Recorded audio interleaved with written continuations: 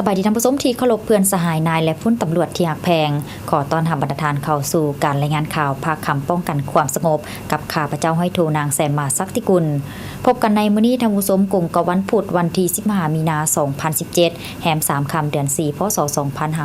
2559กับหลายๆข่าวที่มีการเคลื่อนไหวในขอบเขตทั่วประเทศมีทั้งข่าวศูนย์กลางท้องถิ่นและยังมีบางปรากฏการณ์ในทอดที่เกิดขึ้นทำอีกนี้เราจะไปเริ่มต้นกันที่พิธีทรงทานรัฐมนตรีกระทรวงป้องกันความสงบเคลื่อนไหวเข้าร่วมกองประชุม2ฝ่ายลาวและเวียดนามประจำปี 2017 อยู่สาธารณรัฐสังคมยุเวียดนามในวันที่15มีนาคม2017อยู่สนามบินสากลวัดไต่นครหลวงเวียงจันทน์ท่านปริญญาเอกสุวรรณีศรีสุภาพมีใส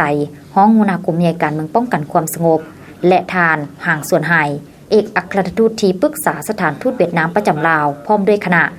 ได้จัดพิธีทรงคณะนำขั้นสูงกระทรวงป้องกันความสงบซึ่งนำโดยทานพลตรีสมแก้วศรีละวงศ์เลขาธิการศูนย์กลางภาครัฐมนตรีกระทรวงป้องกันความสงบพร้อมคณะได้เดินทางไปเข้าร่วมกองประชุม2ฝ่ายประจำปี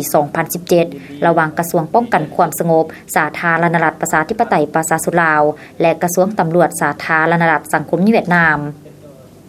ซึ่งการเดินทางไปเข้าร่วมกองประชุม2ฝ่ายอยู่สาธารณรัฐสังคมเวียดนามในครั้งนี้เป็นขีดหมายการร่วมมือที่ดีระหว่างสาธารณรัฐประชาธิปไตยประชาชนลาวและสาธารณรัฐสังคมเวียดนามโดยเฉพาะแม่น2กำลังตำรวจลาวและเวียดนามที่2ภาค2รัฐก็คือ2กำลังได้มีการร่วมมือโดยปฏิบัติตามบทบันทึกร่วมมือกันทางด้านเวียกงานป้องกันความสงบของ2ประเทศเพื่อร่วมมือกันปรึกษาหารือเวียกงานสกัดกั้นและต้านทุกปรากฏการณ์ทั่วต่างๆที่เกิดขึ้นอยู่บรรดาประเทศและอื่นเป็นต้นซึ่งเป็นปัญหาสำคัญในการสร้างสรรค์และพัฒนาประเทศชาติพร้อมทั้งเป็นการปฏิบัติตามการแลกเปลี่ยนทางด้านเศรษฐกิจวัฒนธรรมสังคมซึ่งกันและกันเพื่อเป็นนิมิตหมายที่ดีในการร่วมมือเวียกงานดังกล่าวให้เติบใหญ่เข้มแข็งอย่างบ่หยุดยั้ง